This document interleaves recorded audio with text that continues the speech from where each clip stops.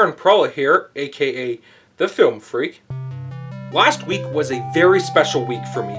On Friday, August 1st, Film Freak Productions celebrated its 5th YouTube anniversary. Man! 5 years on YouTube.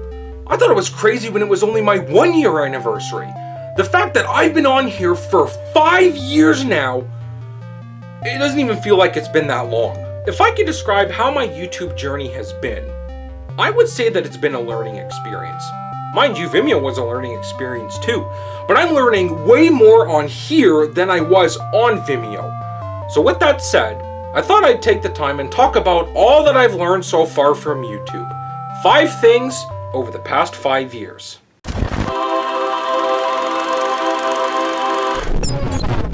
Well, the first thing I had to know about was YouTube's community guidelines. YouTube has a strict set of rules, and if I was going to make YouTube my new home for Film Freak Productions, no way was I going to violate them. Now, I already knew their terms on copyrighted music, but I wanted to know all else they don't accept. The rules are straightforward. There's to be no hate speech, graphic violence, and predatory behavior, no content that promotes harmful or dangerous acts, no malicious attacks, no privacy violations, misinformation, scams, or spam. And just recently, YouTube's implemented a new rule. Videos now have to be original and authentic. When I heard about that, I was like, fuck, I definitely have to take that into consideration, because that's what got me in trouble with Vimeo the first time. But in YouTube's case, this rule regards videos that are mass-produced and use AI, none of which my videos are. I've made sure these last few years that my work adheres to the community guidelines. And except for one video I had that YouTube deemed too inappropriate, my channel has been in good standing. The second thing I've learned, YouTube is hard. Vimeo was hard too, but not like YouTube. Content creating in general is no easy feat, especially when you factor in the time and effort it takes just to make one video. But I've been at it for so long, the entire creative process, even down to creating thumbnails and writing video descriptions, is easy for me. The hard part is getting my videos out to the public. I'm going up against the best creators on here. Trying to create videos that stand out is a challenge. But just producing high quality content isn't what makes YouTube hard. It's also the need of consistency, understanding the algorithm. If you're making money off your videos, there's financial sustainability, and just the overall pressures of growing a channel. Some people don't seem to realize just how demanding YouTube can be. So I learned after my first year that I needed to A, stay as consistent as possible with my uploads, and B, develop a strategy. That meant planning my videos out carefully, finding the time to work on them, and the time to upload them. And going back to the algorithm, that's the third thing about YouTube I'm learning. YouTube's algorithm, from what I understand, analyzes watch time, likes, shares, and user watch history, and then it uses that information to suggest videos based on user behavior, engagement, and preferences. While that sounds like a neat concept, as we all know, the YouTube algorithm is the most fickle system in existence. It is always shifting, and that's why so many creators, especially ones with quote-unquote small channels, struggle to get their videos noticed. The algorithm is picking and choosing what it wants to suggest to viewers. Now, if you have the patience to watch any of those techie YouTube videos, you know, the ones where people show you how YouTube works, they describe all kinds of tips and tricks on how to trigger the algorithm. I've taken as much of their advice as I can and have made changes based on what could trigger the algorithm, but it hasn't always proved to be effective. While what experts suggest may work for one video, they don't for the next. And there's no actual way of knowing what YouTube's algorithm wants, so I've learned not to chase after it. I just feed it as much information as possible and hope for the best.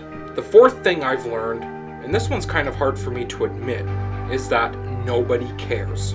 You may have heard this statement from many of today's creators. Nobody cares. Nobody cares. No one cares. No one cares. No one cares. I never wanted to believe that. I used to think they were saying that just so they could discourage other creators. But the grim reality is, they're right. Unless you have a loyal audience, no one gives a f***. People are not interested in you as a creator. They're interested in your content. and users are more likely to subscribe to a channel that provides valuable and entertaining videos rather than out of personal interest in the creator. That's why in my last What to Expect From Me video, this happened. Here's what to expect from me in 2025. The best things in life happen when you least expect it, so expect the unexpected. I learned that nobody cares. Nobody cares what my plans are, nobody cares why I joined YouTube. In fact, you probably don't even care that it was my 5th anniversary. Well, guess what? I don't care because you don't care. But it can also be taken as a positive. How? Well, think about it. With nobody caring, people are not constantly judging your videos. You can create what you enjoy and what you believe is valuable without being paralyzed by fear of judgment. And the last thing I've learned is that YouTube is not what it used to be. YouTube has certainly changed in the last 5 to 10 years, let alone in the last 2 decades. What was once a simple video sharing platform has turned into a complex ecosystem with a sophisticated algorithm, different monetization options, and diverse content formats. And these changes have impacted the way videos are now made, found, and watched on the platform.